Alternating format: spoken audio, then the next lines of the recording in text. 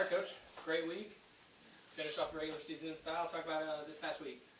Well, just another good week for us to go out and get another sweep here in conference play. And I believe we finished conference, the Lone Star Conference, at a 24-3 record, a 23-4 record, which is pretty impressive considering the depth and talent in this conference and the road schedule that we had in our conference.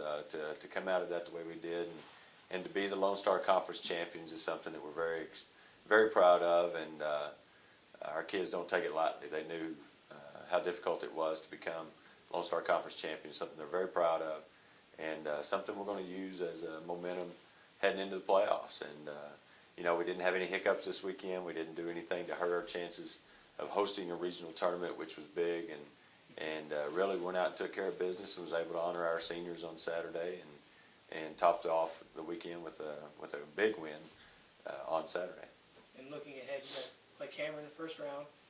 What do you know about them? You guys swept them earlier this season, but what do they look like? Well, the first thing that I know about them is I think they've lost their best hitter in Leslie Martini. I think she has a broken nose, something or another. I don't think she's been playing here lately. I just found out, so that's big because she's a dynamic player transferring from OU, and if she's not in their lineup, that changes their look a little bit. But they've got a couple of really good players. Drew Wright at third in particular stands out. So they've got some solid players in the middle of the lineup. And pitching-wise has been a struggle for them this year, looking statistically. They're toward the bottom of the conference statistically, and we just need to make sure that we take advantage of that and swing the bats the way we've swung it. And hopefully our pitchers will go out and throw the way they have been here lately. And a game that we should be able to win and need to be able to win to get to where we want to get. And new format this year. It's basically win or go home. Talk about the new format, the LSC Championship. Well, the new format, single elimination tournament, was designed to prevent our Lone Star Conference teams from suffering 2 losses right before the final regional rankings come out, and hoping that would help maybe get an extra team into the conference tournament.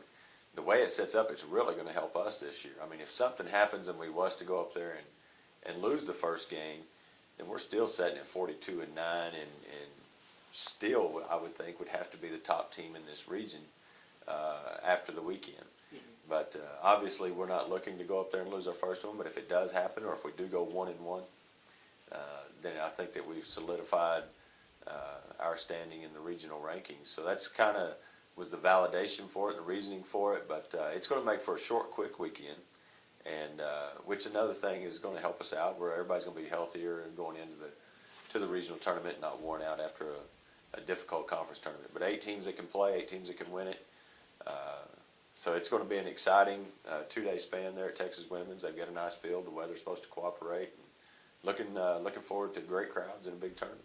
You alluded to health just earlier. Talk about the status of Deshaun Lentefiti. I know she got a couple of bats in, but you didn't see her at second like you normally would. Well, we made the decision to go ahead and continue to get her the rest that needed and rehab that she's needed to. And this week we're still going to take it easy with her the first 3 or 4 days, and maybe Thursday we're going to practice when we get to Texas Women's. Maybe a little bit Wednesday we'll see what she can do and how she's moving. But if there's still any issues with her, we're probably going to hold her out a lot this weekend. May give her some pinch hit opportunities, maybe a DP role, but we don't want to push the envelope with her. We need her come regional tournament time, and hopefully she's getting better, and hopefully it'll respond extremely well the next couple of days, and we can play her this weekend. But we'll just have to see how it works out. Go ahead. I was going to say other results in the region this weekend. Central Oklahoma, that had been on a 35-game win streak, split with Missouri Western and Emporia. Does that help you any as far as being able to be one of the top 2 seeds, knowing that nobody gained a lot of ground by sweeping? Absolutely. Central Oklahoma is a team. I expected them to lose some games this week just because of the schedule that they have. Their strength of schedule is going to be bad. I mean, they've had an easy schedule. Not to say they're not a good team. I'm not trying to discredit, but the fact that they went out and did get 2 losses, if something happens and we do slip up this weekend, that probably would solidify our number 1 ranking anyway, considering what we've done, the strength of schedule that we have accumulated by playing the competition that we have played. WT should play them tomorrow, I guess it is, or today, sometime anyway. what's the benefit for WT trying to play those games right now? Well, WT is trying to get in. They're in the outside looking in. By losing 2 out of 3 this last weekend to Texas Women's, really put them behind. If they were able to go and sweep Central Oklahoma tomorrow, then that might, well, obviously it would help them, but I think they're still going to be on the outside looking in. So really, they need to try to win the conference tournament to get in. I think that's their only way to get in, is win this tournament and get that automatic bid. If not, I think it's going to be difficult for them to make it. I was looking at the conference stats, and the top 2 winning pitchers are on your ball club. Yeah. Talk about the performance of Claire Molina and Mary Kay McKay. Well, they just, the main thing that you look at what they've done is they've thrown strikes. They haven't beaten themselves with walks, and with the defense that they have behind them, that's key, and that's something that Coach Nomoff and I pounded into them, is don't beat yourself with walks, and because there's some dynamic hitters in this conference, and if you go out and walk people, and next thing you know, you're giving up 2 or 3 run home run. Solo home runs won't get you beat.